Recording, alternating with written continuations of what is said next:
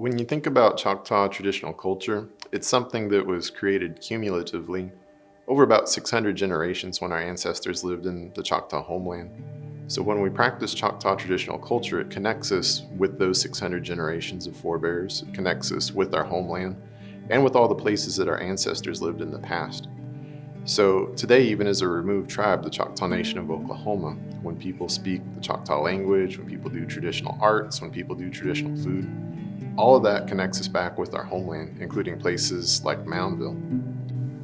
That was home to a lot of groups of our people.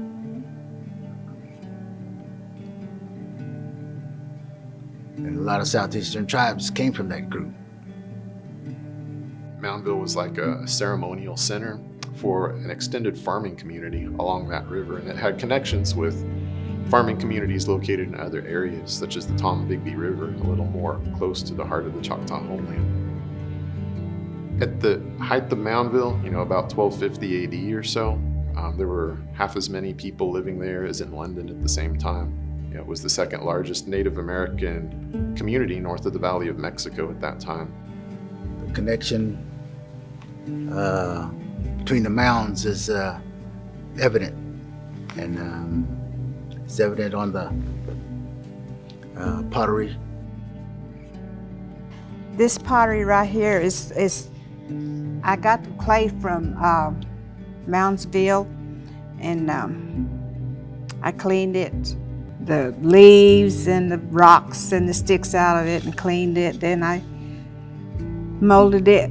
The clay in the Choctaw language is lokfimia. That means the fat of the earth. I was like in awe because I looked around, there was these mounds all over the place. There's one big one when you first go in, there's one big one, and there's some smaller ones, and then I've never seen nothing like this. I was never able to do anything like this when I was younger. I didn't know about it.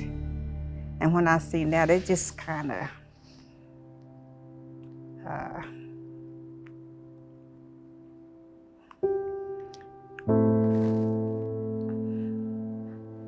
it was awesome.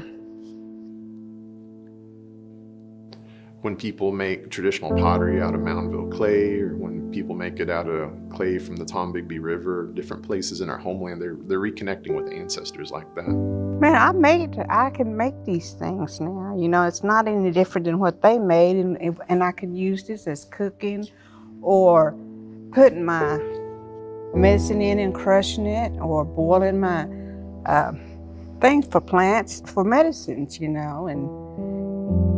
eating out of and storing things in, things like that.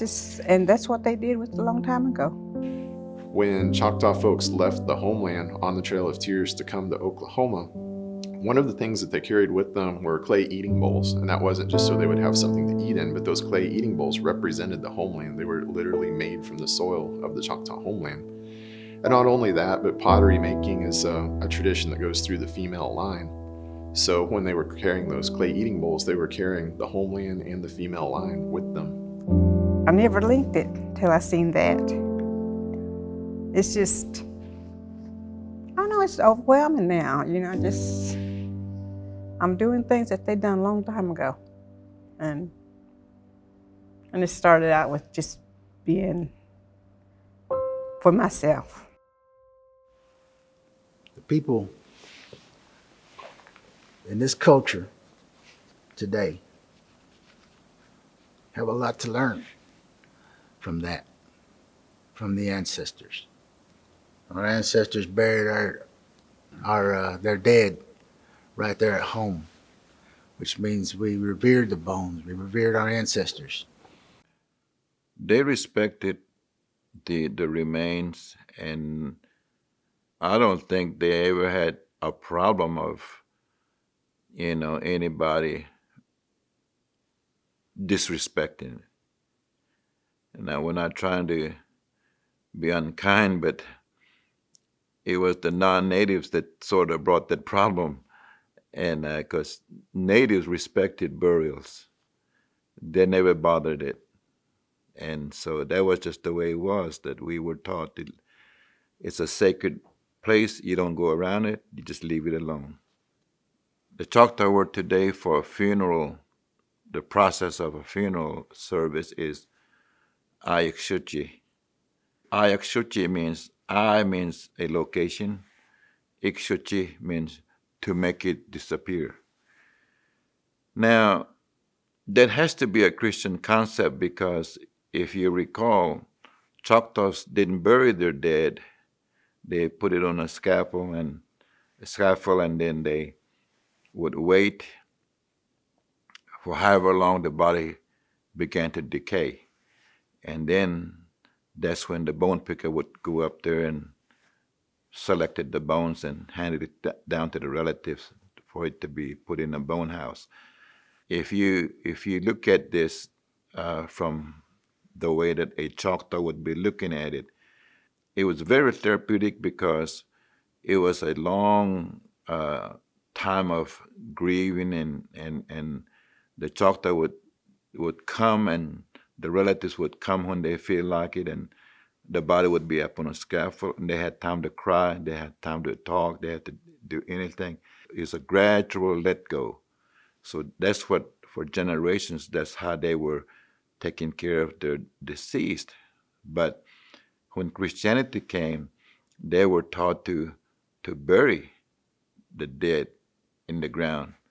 And so that would make sense when this is Ayak Shuchi means a place where it suddenly disappears. So to the Choctaw mind, instead of 3-month long duration of watching a deceased decay out, they all of a sudden it's gone, you know.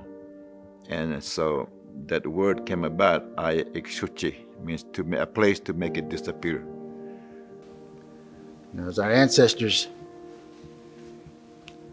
rest, as they lay in rest, they got their bones disturbed.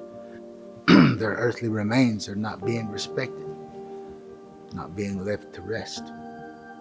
Our sacred objects were taken out of our sacred sites and held in institutions. And NAGPRA opened our eyes to what history did to our people. NAGPRA stands for the Native American Graves Protection and Repatriation Act. It was essentially legislation that opened up conversations that Native American communities were never able to have before, so that we could understand exactly where our ancestors are. We know that they were taken out of our homeland. We know that they were excavated at different points in time. So we're able to go and knock on these doors and be able to find them. One of the incidents that helped to bring advocacy for creating what became NAGPRA about was an instance where there was a cemetery that had to be moved because of a construction project. And the other ethnic groups that were in that cemetery, you know, their remains were exhumed, but then they were ultimately reburied. But there happened to be a few Native people in that cemetery, and their graves were exhumed and then put onto a shelf in a collection and never got reburied. It's because of that different standard that NAGPRA was ultimately created. Our ancestors were dug up, put on display, studied, and never put back. And as Choctaw people, we feel like it is our duty to rebury them. I appreciate the NAGPRA process that we have going on. It's gotten better and it's gotten good at collecting a lot of the bones from a lot of the institutions. And a lot of them are starting to realize that they ought to be respectfully placed back where they came from. I began doing NAGPRA work for the Choctaw Nation when I was still a student. It was before I began working full-time for the tribe. It was in 2008. But one of my jobs was to look through the collection and see which things probably did come from burials, which I did. You know, there were multiple levels of that. Some of the artifacts were modern reproduction, so it involved looking for tool marks and that kind of thing. You know, That's been years ago when I worked with NAGPRA. But what I remember was that it was a new program for us. So it was around the early years of 1990 when I was first exposed to the Native American Graves Protection and Repatriation Act. A lot lot of times we find inventories and they aren't really affiliated with the Choctaw Nation of Oklahoma, and they're not really funerary. Sometimes they're actually cultural items that we can provide information for their collections and their teaching collections that are non-NAGPRA. The process itself is meticulous. It's mind-boggling, and there's roadblocks. There's papers with I's to dot and all of that stuff. The first time we had to, of course, we had to go to classes to learn more about NAGPRA, and that's when we had to travel to other tribes, do a lot of meetings. The last person that I hired to take the training, we took it together and learned the laws and everything about it, and decided that this was an important part of our Choctaw people, especially our ancestors. As Choctaw Nation Historic Preservation Department has gained more staff, more positions, more folks that are trained in different areas, we've been able to create a full-time NAGPRA coordinator, NAGPRA liaison position, and that person is able to spend a good bit of her work hours doing this. She's been systematic about it, going state by state, contacting every conceivable federal collection in that state and setting up consultation. When I first started on this project about 3 years ago, I was very enthusiastic. Coming from a research background, I thought, oh, it's going to take me a year. I'm going to know exactly where they are. We're going to have them all repatriated. This is going to be great. And I had a dear friend in the NAGPRA community tell me, this is multi-generational work. And I really had to let that sit in. Our hope is to be able to search the United States and at least know where our ancestors are. They may not all be repatriated in my lifetime, but we're trying to find them. Part of that process is we have a documentation campaign, and we reach out to all of these institutions. We send them a packet and we ask them for their inventory. We share their research document with them in hopes that they can search their database, and then we hope to have a really meaningful dialogue. We work through the legal process to repatriate them so that they can come home, or that we can rebury them as close as possible to where they were originally excavated from.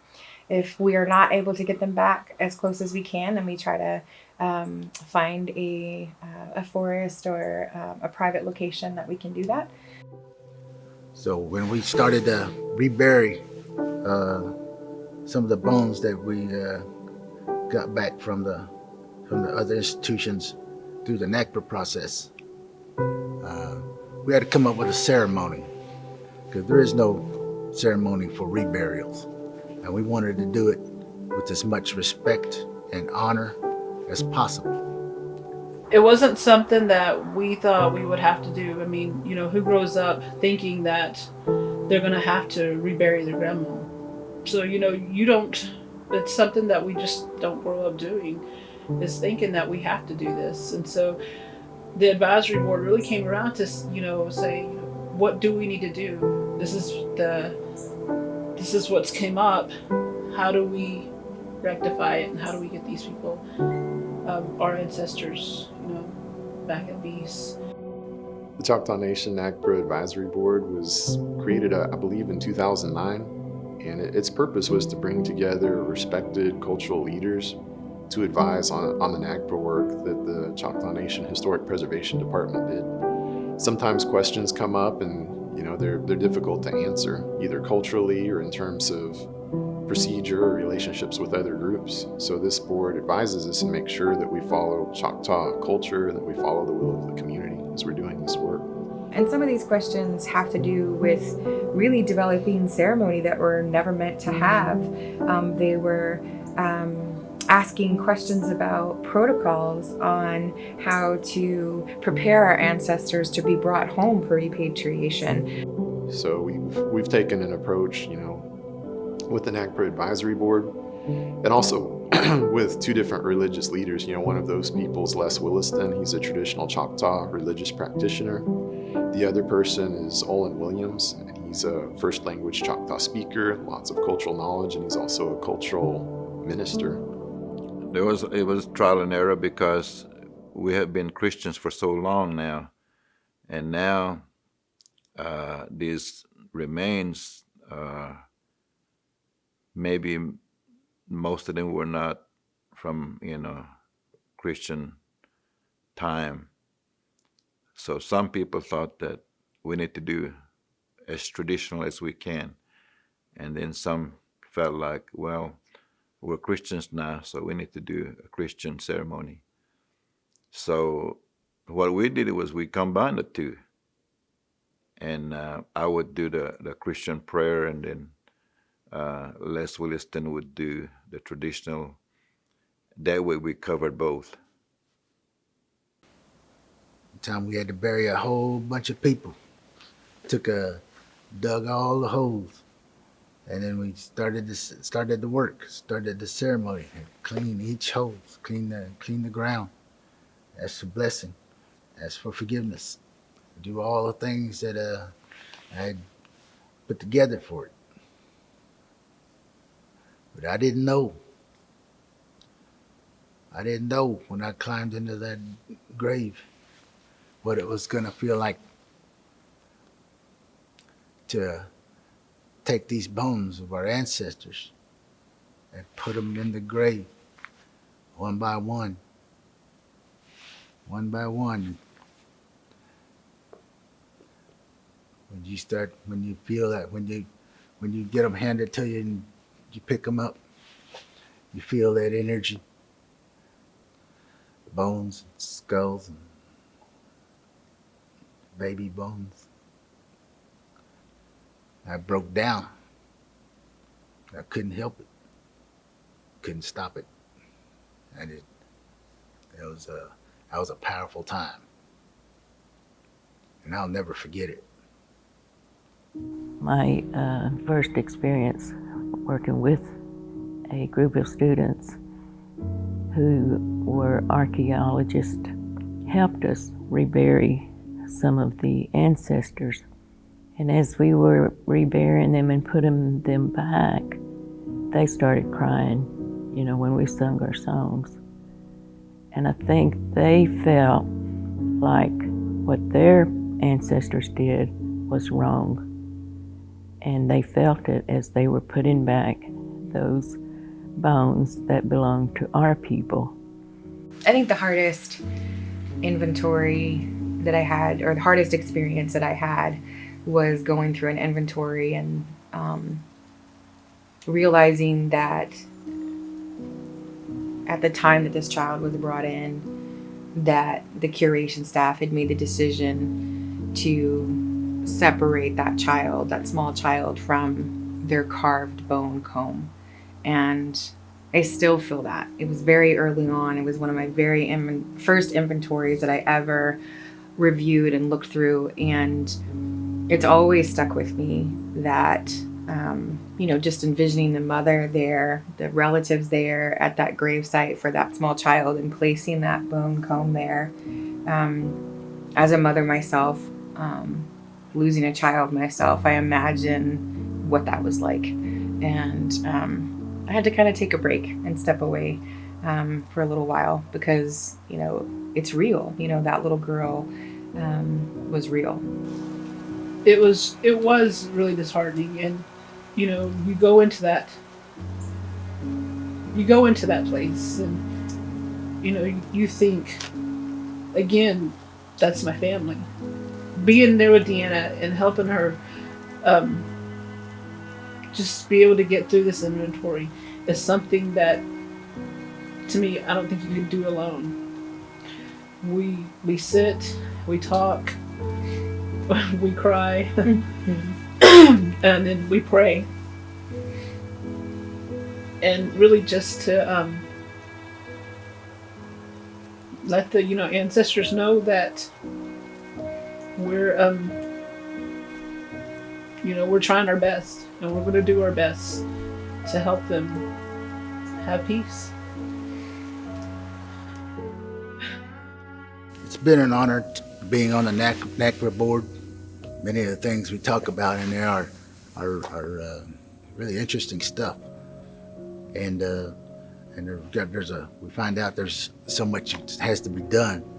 The 30-year mark of NAGPRA, we find ourselves with a tremendous amount of work left to be done. And in the last 10 years, while I've been involved in doing NAGPRA work, there have definitely been positive developments. There are coalitions between tribes that have been really helpful in seeing the law followed and seeing our ancestors respectfully returned and reburied. I feel really honored to be in this role, and I have to, I have frank conversations with my children sometimes. They don't, sometimes they'll buck, when Misty and I have to go travel. They're like, why do you want to go, and I'm like, you just got to give me 3 days with the ancestors and then I'll be back, and I let them know, we're doing this so that you don't have to, that, future generations don't have to do this. I just think that if our own young people would take time to listen to the elders and retain as much as they can about our value system, then we can improve NAGPRA. If they don't all come back from institutions in our lifetime, at least we know where they are. We've left no stone unturned so that we can find them. So, to the institutions that still have our remains, have our funerary objects, or any of our artifacts, need to know that it belongs to our people as well as other tribal nations, that they need to be returned to those people. Doing this work, it's really powerful. I've seen things that Western science says don't exist, like repeatedly when we do this. It's the real thing, and I'm so honored to be involved in that. In just a small way, getting to right, not even right or wrong, but just take it a little bit back towards how it should be.